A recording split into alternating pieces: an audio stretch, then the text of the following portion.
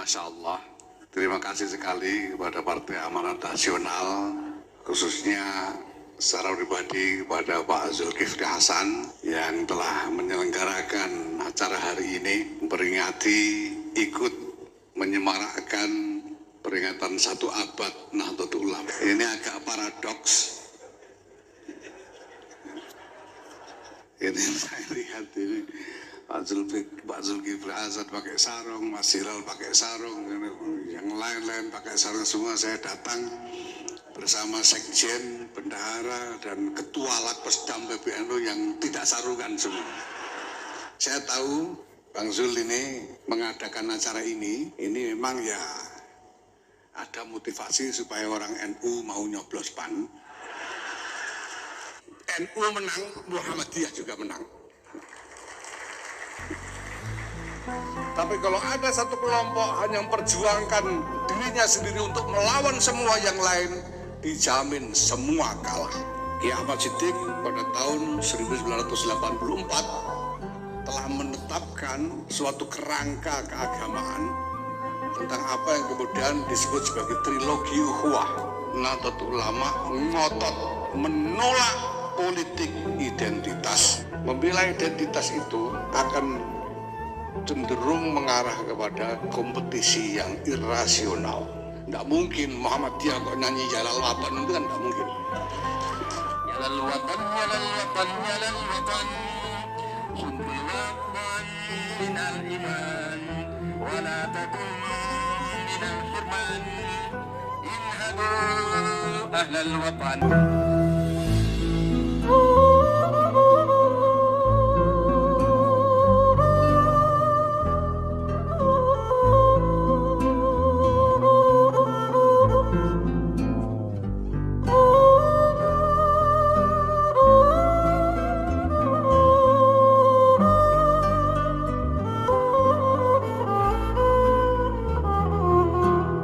Assalamualaikum warahmatullahi wabarakatuh.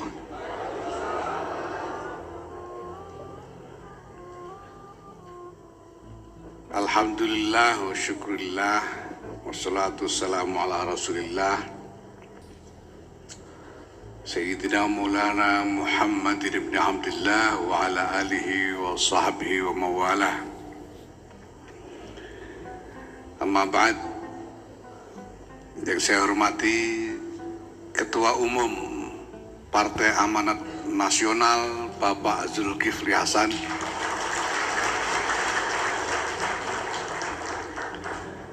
yang saya hormati seluruh jajaran kepemimpinan dan kader-kader Partai Amanat Nasional, baik dari tingkat pusat maupun Jawa Timur yang hadir. Yang saya hormati Kiai Fuad Nur Hasan Sidogiri,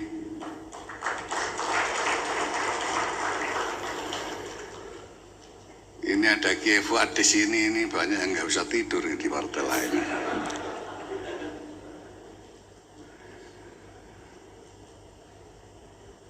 Ibu-ibu, bapak sekalian, para hadirin yang saya muliakan, selamat datang di abad kedua Nahdlatul Ulama.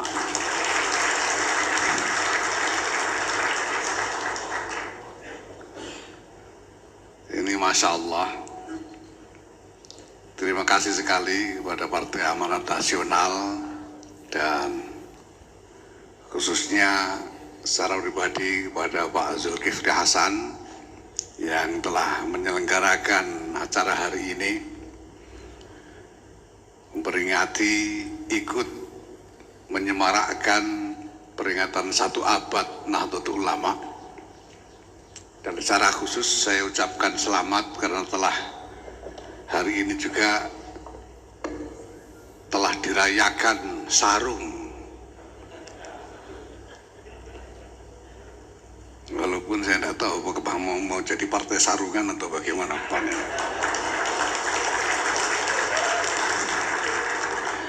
Karena semua jajaran kepemimpinan PAN memakai sarung hari ini, Masya Allah.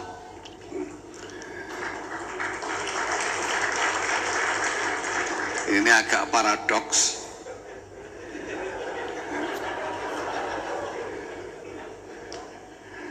Ini saya lihat ini Pak Zulkifli Hasan pakai sarung, Mas Hilal pakai sarung, yang lain-lain pakai sarung semua. Saya datang bersama sekjen, bendahara, dan ketua Lakpesdam PBNU yang tidak sarungan semua.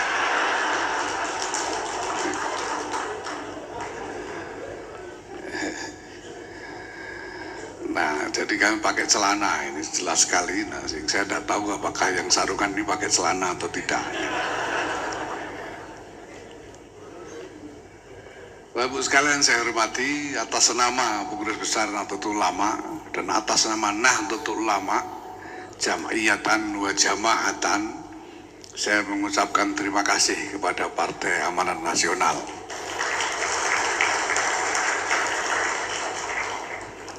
Saya tahu Bang Zul ini mengadakan acara ini memang ya ada motivasi supaya orang NU mau nyoblos PAN.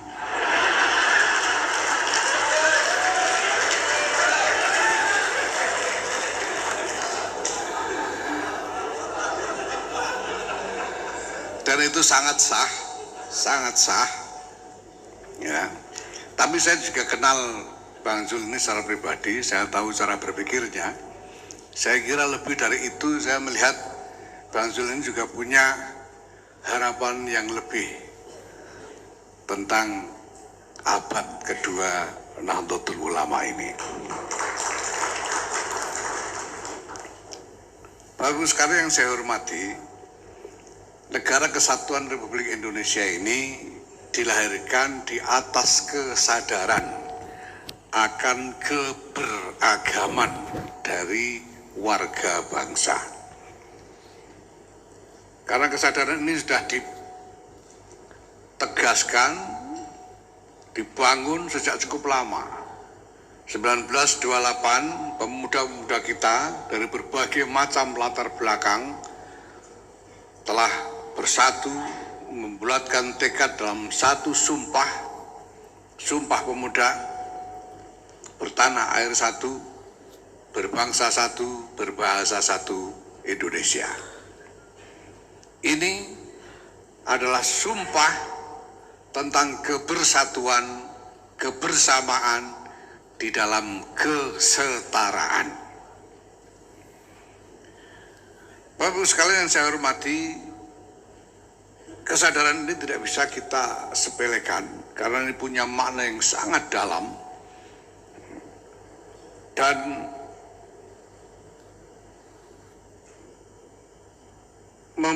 mengandung satu wawasan yang luar biasa luas tentang bagaimana peradaban umat manusia ini harus dibangun. Pada kenyataannya, dunia kemudian boleh saya katakan mulai berupaya mengikuti jejak bangsa Indonesia ini di dalam membangun kebersamaan dan kesetaraan di tengah-tengah perbedaan. Maka lahirlah konsensus internasional yang kemudian disebut sebagai Piagam Perserikatan Bangsa-Bangsa yang diikuti dengan terbentuk dan diaktifkannya Perserikatan Bangsa-Bangsa sebagai organisasi. Ini semua adalah upaya-upaya untuk membangun kesadaran bersama dan membangun tatanan di dalam kehidupan umat manusia secara global ini agar di tengah perbedaan dan keberagaman, ya, ragam rupa latar belakang yang berbeda-beda ini, umat manusia tetap bisa hidup bersama di dalam damai, di dalam kesetaraan satu sama lain. Maka kita bisa melihat bahwa berbagai macam dinamika internasional yang kemudian terjadi tema besarnya adalah tema tentang bagaimana mewujudkan suatu tatanan internasional yang efektif, yang sungguh-sungguh dapat menjadi wahana bagi pergaulan peradaban yang harmonis. Dan pada hari-hari ini kebutuhan untuk sungguh-sungguh mewujudkan visi ini semakin nyata. Dan kita bisa melihat dengan semakin jelas bahwa ini adalah kebutuhan yang niscaya, tidak bisa tidak. Tidak bisa tidak. Di tengah globalisasi yang sudah demikian lanjut, tidak ada satu kelompok pun yang bisa mengasingkan diri dari kelompok yang lain. Tidak ada satu kelompok pun yang bisa memisahkan diri dari kelompok yang lain. Maka apabila ada satu upaya dari satu kelompok identitas untuk hanya memperjuangkan kepentingan kelompoknya sendiri, melawan semua kelompok di luar dirinya, dengan tujuan untuk menaklukkan dan menguasai semua yang lainnya, kita bisa lihat di dalam realitas bahwa itu mustahil terjadi. Dan perjuangan semacam ini tidak mungkin akan mencapai kemenangan bagi kelompoknya sendiri. Apalagi apabila kelompok-kelompok yang lain juga punya sikap, punya perilaku yang sama. Ini hanya akan menghasilkan kekalahan dari semua, karena yang akan terjadi kemudian hanyalah kehancuran bersama. Tidak ada yang menang. Maka termasuk bagi kelompok Islam sendiri, kaum muslimin sendiri, umat Islam sendiri, kalau hanya berpikir untuk kemenangan Islam saja, dijamin mustahil, yang ada adalah kekalahan bersama. Barang siapa berjuang hanya untuk Islam saja, dijamin yang akan ditemui adalah kekalahan.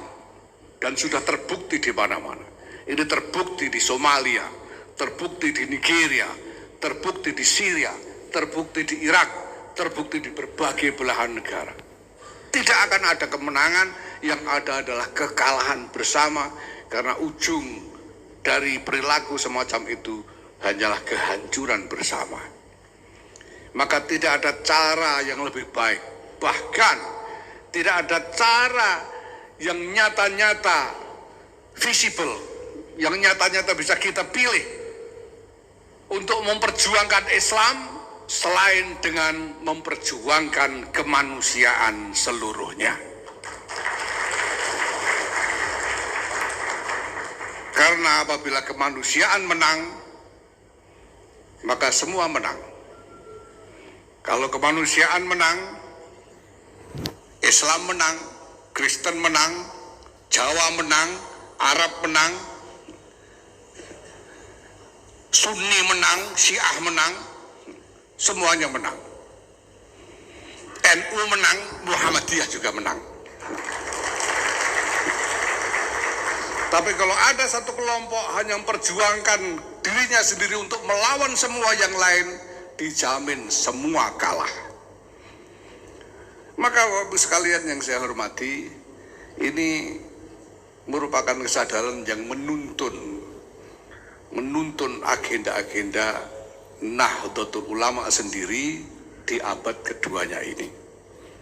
Dan perlu diketahui bahwa ini bukan gagasan baru bagi Nahdlatul Ulama. Ini sebetulnya gagasan yang sudah lama sekali. Kiai Ahmad Siddiq pada tahun 1984 telah menetapkan suatu kerangka keagamaan tentang apa yang kemudian disebut sebagai trilogi ukhuwah.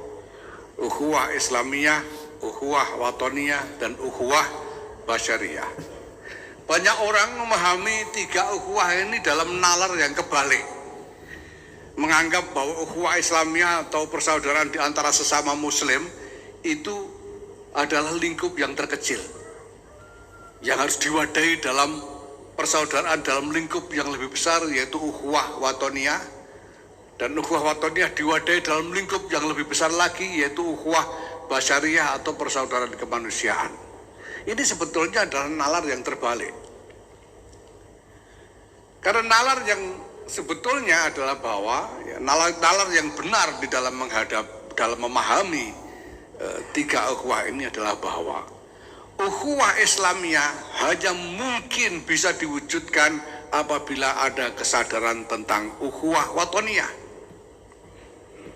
Umat Islam di Indonesia ini hanya bisa rukun satu sama lain kalau ada kesadaran tentang persaudaraan sebangsa sebagai satu bangsa Indonesia.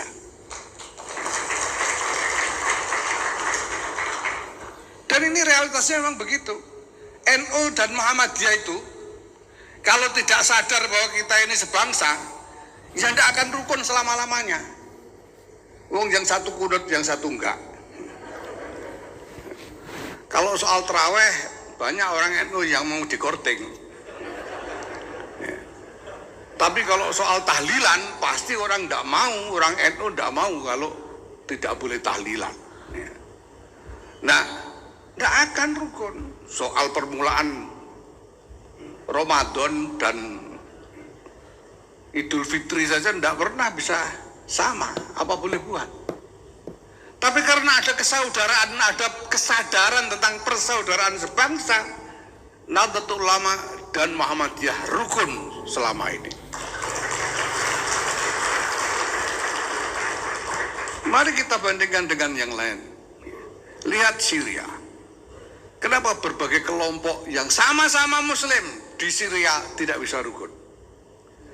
Kenapa kelompok-kelompok sama-sama Muslim di Irak, di Afghanistan, di Nigeria, di Somalia, di Aljazair, di berbagai belahan dunia tidak bisa rukun? Karena mereka tidak punya kesadaran tentang persaudaraan sebangsa.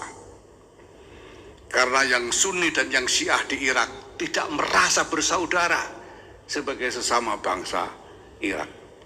Karena yang Ahlussunnah wal Jamaah dan yang Wahabi di Syria tidak merasa bersaudara sebagai satu bangsa Syria. Mereka tidak bisa rukun. Tapi NU dan Muhammadiyah bisa rukun karena punya kesadaran sebagai saudara sebangsa.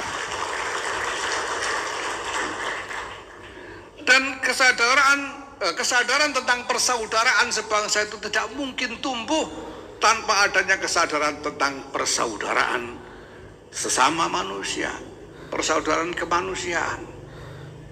Bagaimana mungkin orang Jawa merasa sebangsa dengan orang Papua, merasa sebangsa dengan orang Manado, kalau tidak punya keyakinan bahwa manusia, apapun warna kulitnya, apapun bentuk rambutnya, apapun latar belakang etnisnya adalah saudara. Maka persaudaraan sebangsa hanya mungkin bisa terwujud apabila masyarakat punya kesadaran tentang persaudaraan kemanusiaan. Ini adalah nalar yang sesungguhnya. Nah, maka Bapak Ibu sekalian, itulah sebabnya, dan ini sudah 35 tahun lebih yang lalu, 39 tahun yang lalu, tahun 84, sudah begitu lama. Dan sekarang ini kita bisa melihat bahwa kebutuhan akan wawasan ini semakin mendesak untuk terus kita kembangkan. Itulah sebabnya Nahdlatul Ulama ngotot menolak politik identitas. Nahdlatul Ulama menolak identitas dijadikan senjata politik untuk menggalang dukungan. Tidak identitas Islam, tidak juga identitas NU itu sendiri.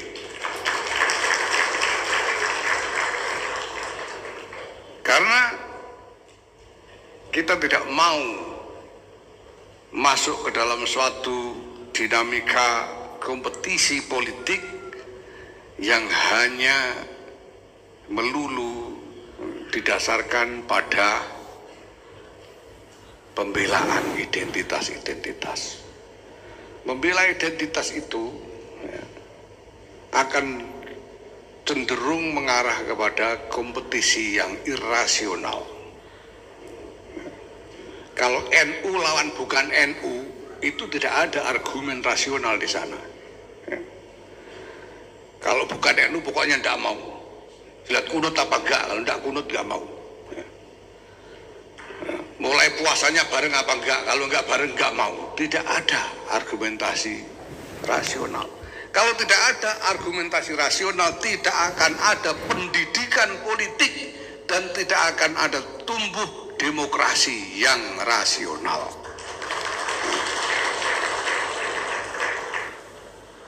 Dan bahkan di sisi lain ini akan sangat berbahaya bagi kehidupan berbangsa dan bernegara. Kita harus mampu mengelola perbedaan-perbedaan di antara kita, apapun perbedaan itu, tetap dalam kerangka kesadaran bahwa kita bersaudara. Nah, maka dalam konteks ini saya ingin mengucapkan selamat juga kepada Partai Amanat Nasional, karena Partai Amanat Nasional berhasil dengan nyata mentransformasikan diri menjadi partai yang lebih rasional. Ya, kita semua tahu dulu Partai Amanat Nasional ini didirikan dengan katanya berbasis Muhammadiyah, katanya begitu kan dulu. Ya. Tapi sekarang kita tahu bahwa semuanya terbuka. Tidak mungkin Muhammadiyah kok nyanyi Jalal Waton, itu kan tidak mungkin.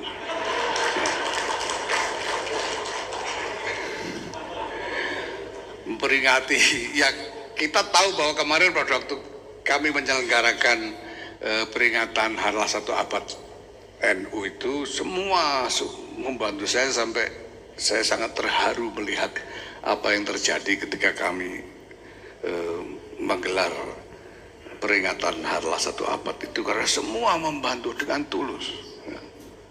Apalagi Muhammadiyah yang masih sama-sama Islam, yang kafir-kafir aja ikut membantu.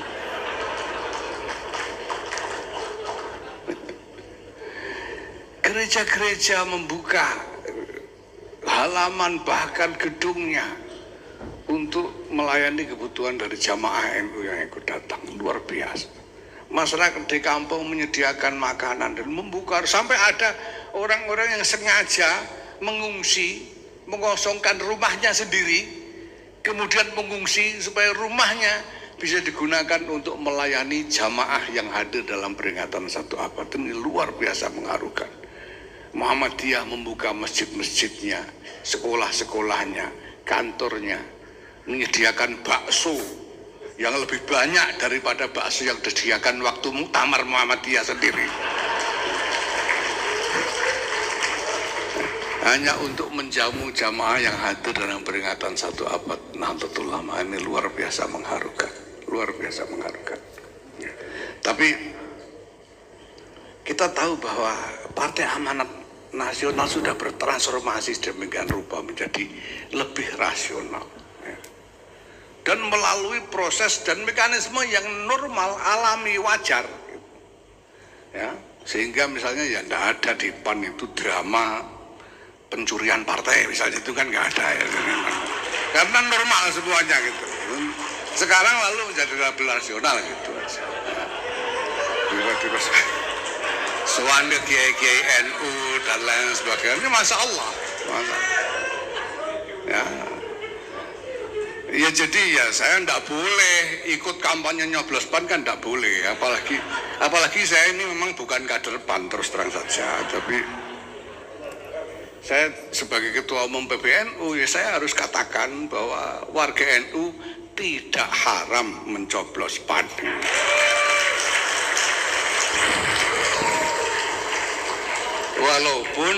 Walaupun ya tetap sajalah PAN itu tetap menjadi Partai Amanat Nasional dan tidak harus berubah menjadi partai akan NU. Allahul muwaffiq ila aqwamit thoriq. Wassalamualaikum warahmatullahi wabarakatuh.